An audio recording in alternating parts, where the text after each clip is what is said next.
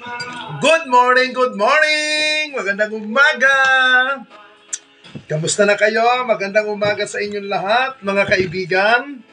Blessed morning ngayong Wednesday morning.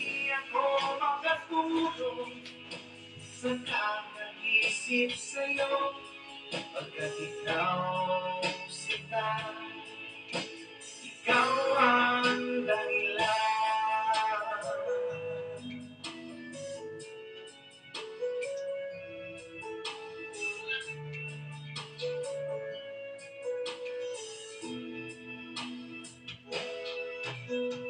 Paano ko kaya masasabi sa'yo na ikaw ang pinipili puso ko? Aking nadarama ay para lang sa'yo.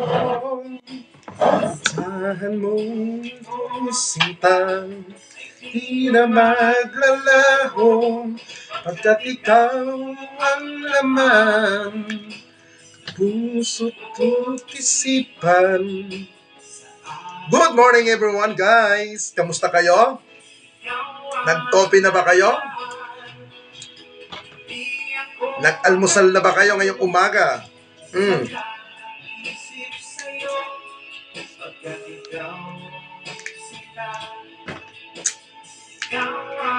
Yeah.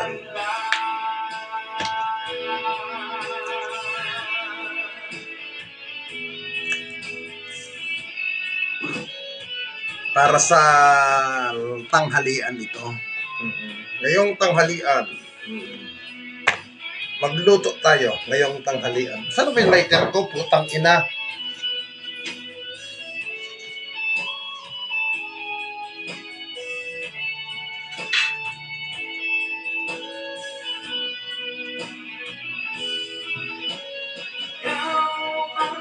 Ito pala ang buwisit.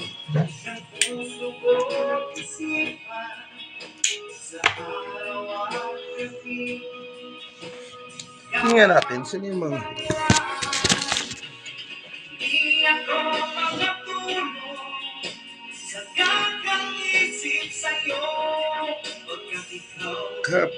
Naka-mute ka ata. Walang marinig eh.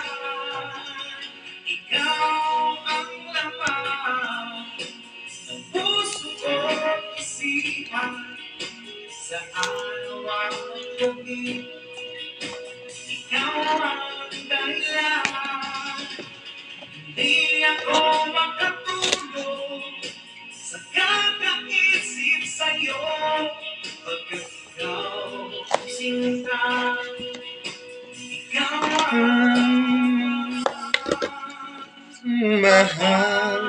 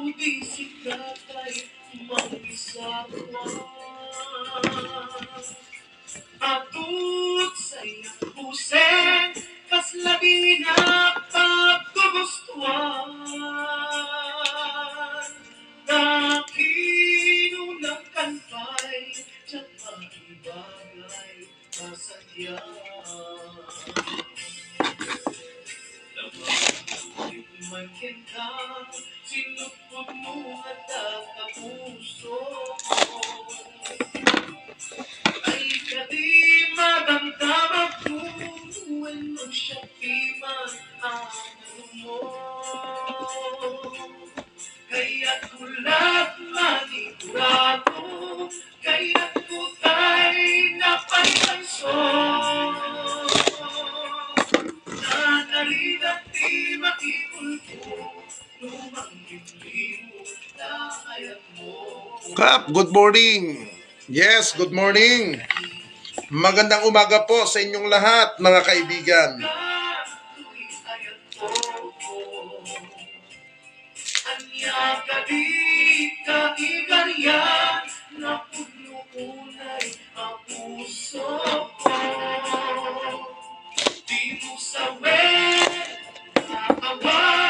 Sigurado nga ipatay ko. Ipatay ko yan ko, kinaunti, tanapin mo.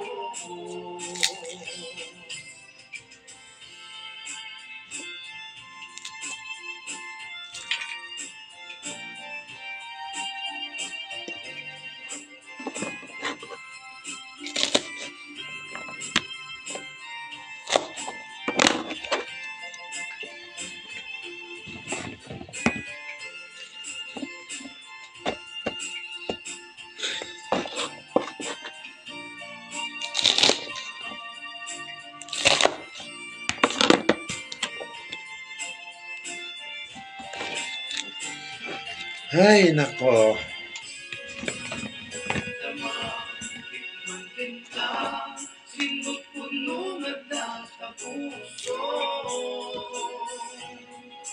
Kay kadi madamdamag ko when no siya piman anong mo kaya't kulat manigurado kaya't kutay na paypayso tanggali-kalitan ko di man nakayat ko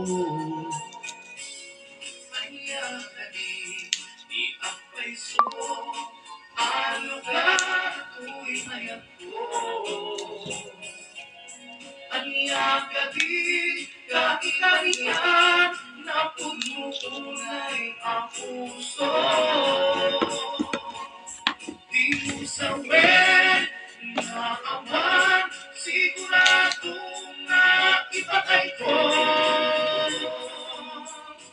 ipatay ko ubyag ko kinaunti tanapin mo anya ka di iapayso alugan tu'y ayat ko anya ka di kakikariyan na puno-unay ang puso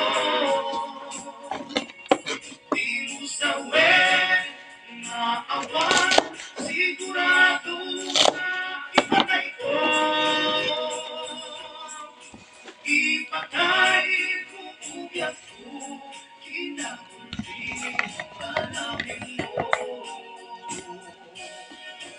ipatay ko ubyag ko kinakunti. Ba't hindi ka magtusok sa liig mo? Putang ina mo ka.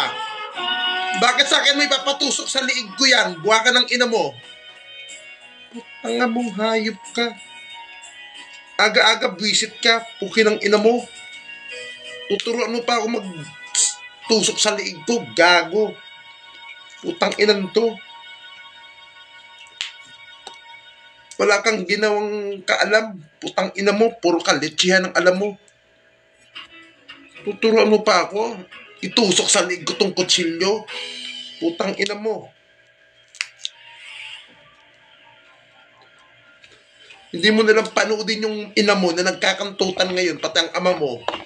Putang ina mo ka. Sabi mo sa akin, isasaksak ko sa liig ko tong kutsilyo. Gago, buha ka ng ina mo. Tuturuan mo pa ako. At hindi ka magsaksak sa liig mo. Nang mabawasan yung mga tangang kagaya mo, putang ina mo ka.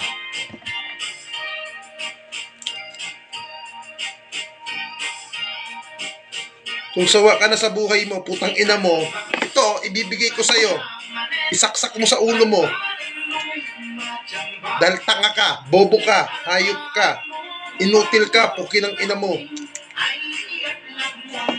Tsungalngalin mo mukha mo, putang ina mo. Patuturuan nitong putang ina mo to. Hi, Angelo. Good morning, Kap. How yours day going? I'm okay. Yeah, I'm okay. I'm happy. Yeah, every day I'm happy. Because I'm alive. You know? Yeah, I'm happy every day. Dahil sa biyaya at pagpapala na ibinibigay sa akin ng Diyos every day. Yes, I'm happy. Ikaw, happy ka ba?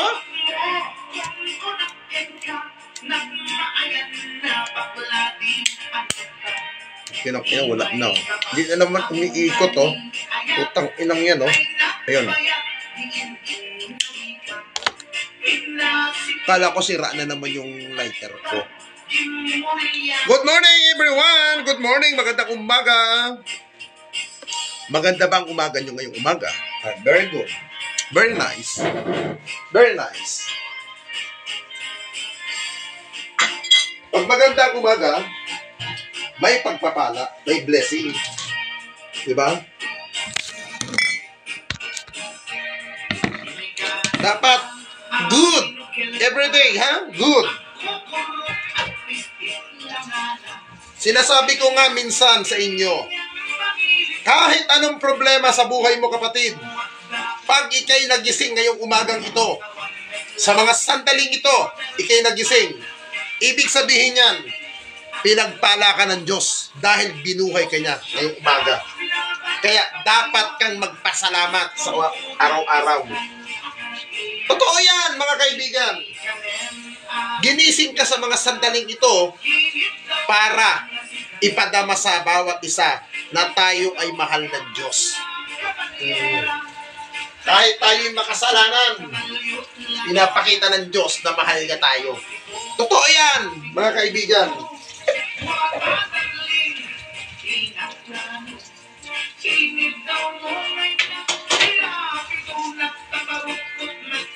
Ito tandaan nyo, ang daming tao na nakaratay sa banig ng karamdaman sa mga hospital. Pumunta kayo sa hospital, ang daming nakaratay doon. Maswerte tayo, bakit? Hindi tayo kabilang na nakaratay sa hospital. Hindi tayo nasa hospital ngayong umaga. Bagkos tayo ay buhay, malakas, masigla, at higit sa lahat, pinagpapala ng Diyos. Yan ang ipagpasalamat natin sa Diyos sa araw-araw. Tandaan nyo. Yan, totoo yan, sinasabi ko sa inyo, guys. Kahit anong problema mo, ipagpasalamat sa Diyos yan. Kasi, kaya ka binigyan ng problema ng Diyos dahil alam ng Diyos na kaya natin solusyonan yan. Yan ay pagsubok sa ating buhay.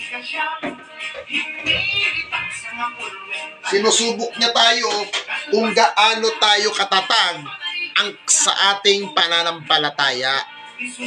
Tandaan nyo yan. Maging negative, maging positive man ang dumating sa buhay mo, ipagpasalamat mo sa Diyos. Kasi, tinatapik tayo ng Diyos. Tandaan nyo yan. Kahit tayo'y makasalanan, hindi tayo pinababayaan ng Diyos. Kaya huwag kayo nagmamakto. Ay, may problema, may problema. Bagkos, magpasalamat ka. Kasi, kung wala kang problema, hindi mo maaalala ang Diyos.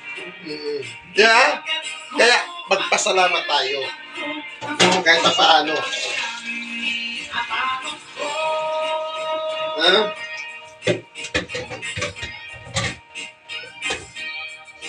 Next time, dadalawang pala ako sa Department Information and Technology.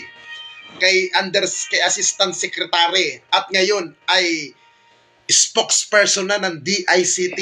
Oo, na si Asek. I don't know kung Asek pa rin ba siya o Yosek na. Na kaibigan ko din ito, si Attorney Aboy Paraiso. Bibisita tayo sa kanya, pati kay Police Captain Michelle. Nakalimutan ko ipilido ni Captain Michelle ng Cybercrime Division ng CIDG. Kukuha tayo sa kanila ng mga katanungan na as influencer, as social media vlogger, ano ba ang ginagampanan ng isang mga vlogger sa lipunan? Ano ba ang pwedeng iambag? Michelle, kalimutan ko. Hindi, pupuntahan ko mga yan. May mga number naman ako ng mga official na yan eh. Pag hindi tayo busy-busy. Basta, para yung iba, may makuha din impormasyon, ay bawal pala ang ganito. Bawal pala yung may ka-conversation ka sa Facebook, sa Messenger, i-screenshot mo. Alam ko bawal yan eh. Paglabag yan sa data privacy. Alam nyo guys, sometime, ako sa mga naging experience ko as political vlogger, as influencer, tinagtad din ako ng kaso. Now, yung mga kasong nga dumating sa aking buhay, nagkaroon ako ng aral dyan. Nagkaroon ako ng experience dyan. Na napulutan ko ng aral na kung saan hindi porke may tinatawag tayong freedom of expression, hindi porke yung may tinatawag tayong malayang pamamahayag in social media, mayroon limitasyon ang bawat malakalayaan na yan. Sa susunod na mga araw at kung luluubin ng ating poong may kapal, isi-share ko sa inyo yung mga hindi dapat at yung dapat pagdating sa sinasabing malayang pamamahayag. At kukuha tayo ng mga tao na hihingian natin ng kapupulutan ng maging meron kayong ideya. Lalo na yung mga baguhan vlogger. Bigyan nyo lang ako ng konting panahon at pag hindi ako busy, magtatanong tayo. Lalong-lalo na dyan sa tanggapan ng Cybercrime Division ng Kamkrami. Tatanong tayo dyan. Marami tayong pwedeng kausapin dyan. Marami tayong pwedeng tawagan dyan ng mga kaibigan natin. Kaya, steady and stipot lamang mga kapatid. Kagaya kanina, may mga posting ako kanina, ngayon umagang ito, na ang sabi ko nga, sakyan mo lang yung mga taong nakapalibot sa iyo. Oo. Yung mga akala mo kaibigan mo, akala mo pagkakatiwalaan mo, sakyan mo lang ang mga yan. Kasi darating ang araw, magiging kaaway natin yan. Magiging kaaway nyo, magiging ganito, ganyan.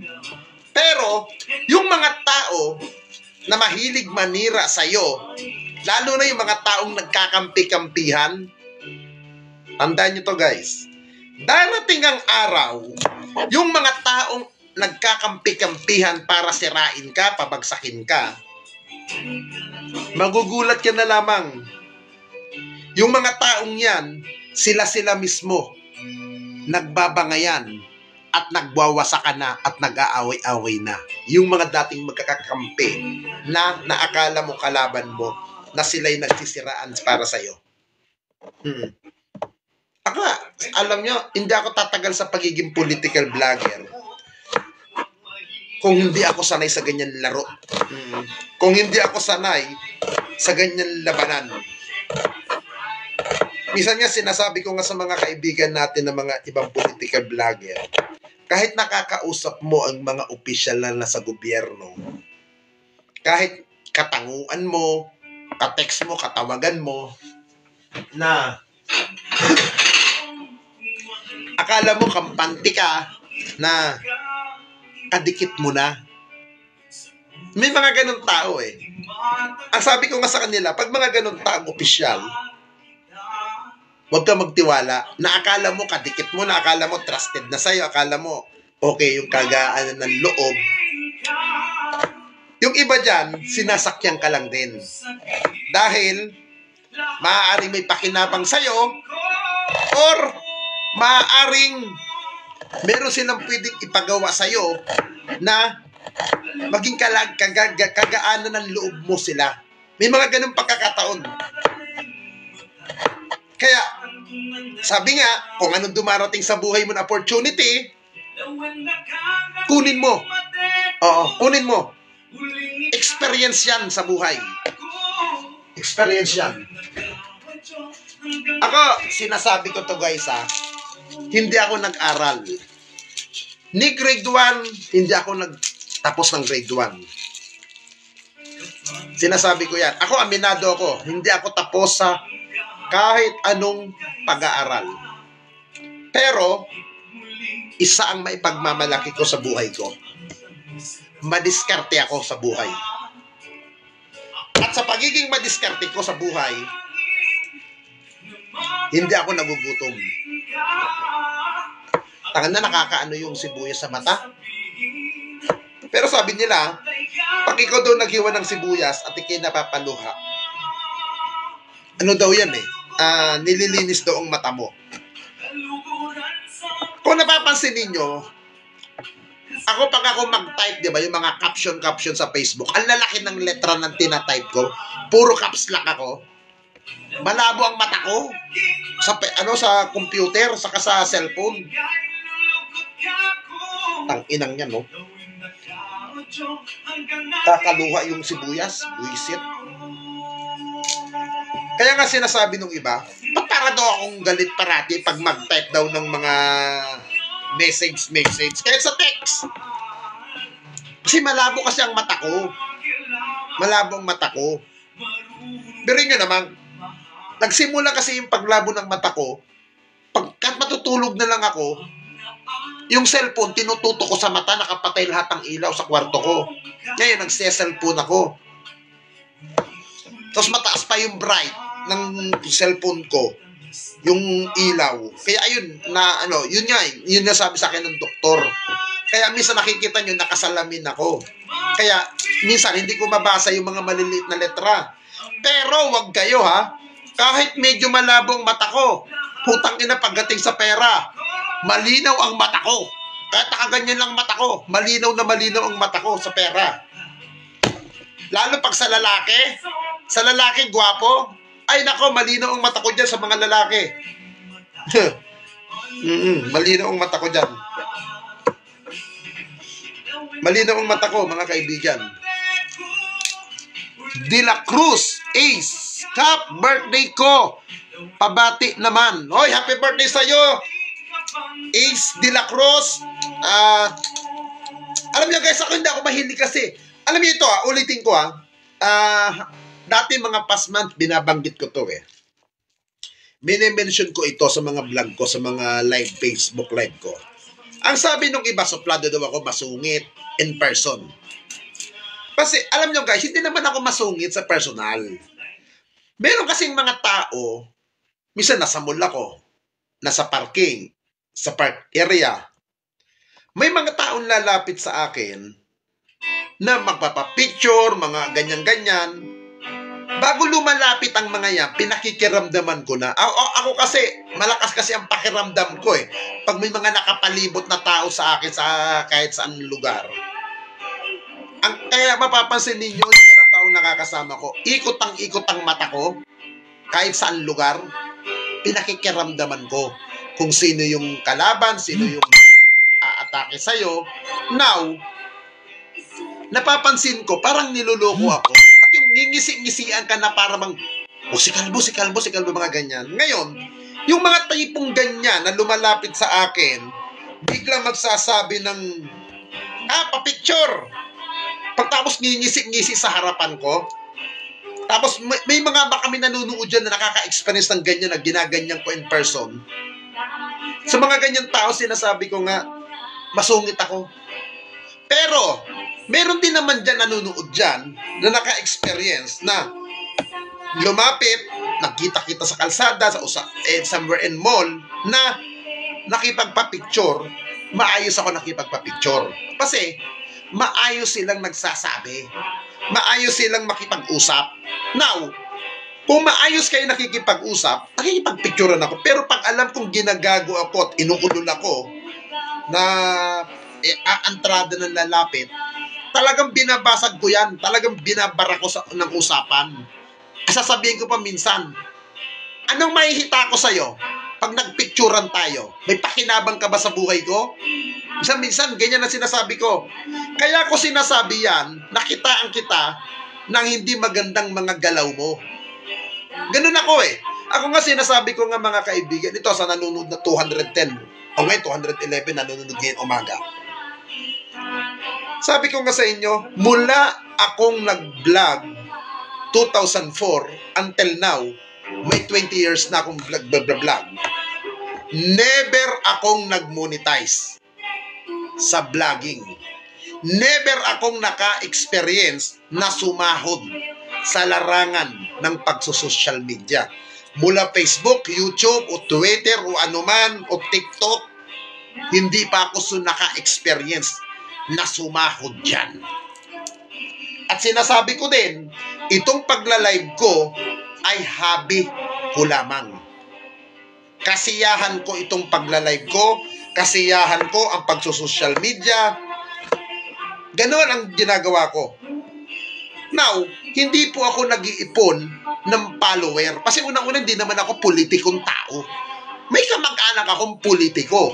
May mga kamag-anak akong mga politiko. Pero hindi ako politikong tao. May mga kaibigan tayo na politiko, may mga nakakausap akong mga politisyan. Now, hindi ako politiko. Yan ang katwiran ko ngayon.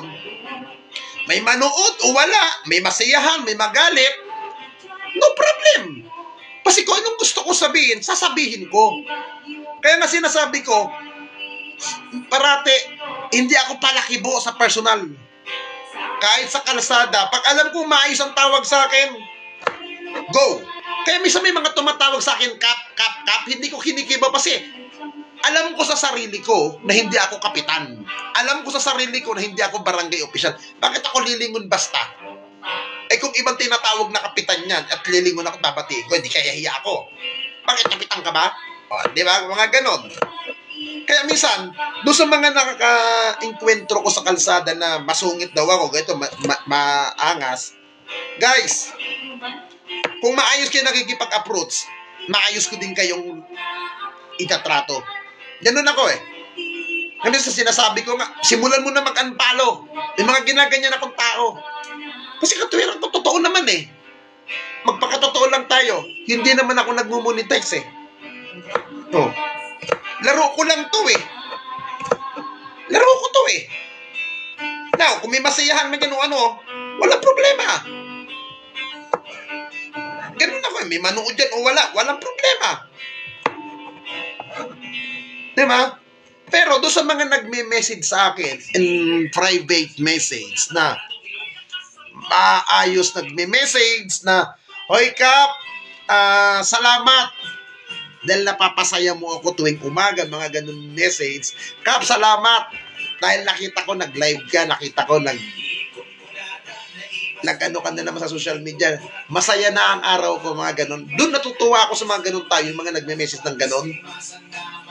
Masaya ako ron. Kasi at least nakikita ko, ay, may napasaya pala akong tao. Yung mga ganun tipo. Tapos minsan, may mga alam niyo doon sa mga baguhang vlogger, nung isang araw may mga kasama akong vlogger eh, mga kabataan eh. Sabi ko nga, kung gusto nyong umangat sa pagbablog, huwag nyo munang iisipin yung kikitain ninyo as social media. Ang isipin ninyo, may mapasaya kayong tao. Yung meron kayong tao na napapangiti sa mga vlog ninyo. Yun muna ang sinabi ko sa kanila. Kung gusto nyong tumagal sa larangan ng pagiging vlogger, ano man yung anong yan, huwag nyo na munang iisipin yung kikitain. Ang isipin nyo, yung may mapasaya kayo, meron kayo mapangiti. Yung mga ganung tipo. At dapat sanay kayo sa sinasabi ng mga follower na negative ang sinasabi o positive. I-approach nyo lang yan. I-approach nyo lang yan. Kung ano man ang himok ng mga ibang follower dyan. Yan ang sinasabi ko sa mga kabataan nung isang araw na nandito sa bahay. Na i-approach. Tandaan natin, hindi tayo artista. Vlogger lang tayo. Yun ang sinasabi ko. Kaya, kahit gaano kalaki ang follower mo, kahit gaano kalaki ang community mo, kung malaki ang ulo mo, at masyadong mataas ang tingin mo sa sarili mo, lalagapak at lalagapak ka. Yan ang sinasabi ko sa kanila. Kaya ako, minsan may mga nagtatanong sa akin, bakit hindi ka sumasama sa mga ibang grupo-grupo? Ba't ako sasama dyan? Nagsimula akong mag-solo. Nagsimula akong mag-isa. Bakit? Ikabubuhay ko bang mga kasama yan? Hindi. Di ba? Basta, lang tayo, chill lang, ika nga. Di ba? At lagi natin tandaan, mga kaibigan, kahit anong pag-uusik, anong pagsubok sa buhay mo, huwag kang mawawalan ng pag-asa sa buhay mo. Oo. Yan ang pinaka-importante. Alam niyo sa mga kabataan ngayon, ito guys may mga kabataan dyan, may mga nag-suicide, may nag-attempt na magpakamatay. Pag kailangan nyo ng kausap, pumunta kayo sa mga kaibigan nyo. Ilabas nyo ang sama ng loob nyo sa mga kaibigan nyo. Or kung nahihiya ka sa kaibigan mo, pumunta ka sa magulang mo. Ikwento mo yan. Sabihin mo sa pamilya mo. Sa mga taong pinagkakatiwalaan nyo. Doon nyo iparating kung ano yung sa loobin mo na hindi mo mailabas. Kasi, alam mo, hindi ko nila ikikwento, may mga taong nagpapakamatay sa sobrang depression sa sarili na hindi kaya ang dinadalang problema. Huwag nyong gagawin yung kikitilin nyo ang buhay nyo sa paraan na akala ninyo malulutasan nyo ang problema nyo. Yan ang pinakamabigat na pagkakamaling gagawin nyo sa buhay nyo. Pabayaan nyo ang Diyos ang kumuha sa buhay mo. Huwag mong gagawin ang mag-suicide. Tandaan nyo yan. Pabayaan nyo ang Diyos ang kumuha ng buhay nyo. Kasi ang Diyos ang nagbigay ng buhay nyo. Ang magulang, pangalawa lang niya sa nagbigay ng buhay sa atin. Diyos ang unang nagbigay. Ginamit lang ang mga magulang natin. Tandaan nyo yan. Huwag nyong susuluhin ang problema nyo. Ikwento nyo yan. Ngayon, kung may nag-a-advise sa inyo ng maganda, may nag-a-advise ng negative, piliin nyo yung magandang advice. Kung ano may a-advise sa inyo ng mga pwedeng makatulong. Yung alam nyo makakapulutan mo ng aral, yun ang kukunan nyo ng advice. Kung yung advice na alam nyo makakasama. Okay? Magandang umaga sa inyo lahat. At Wednesday ngayon, Baclaran Church ngayon.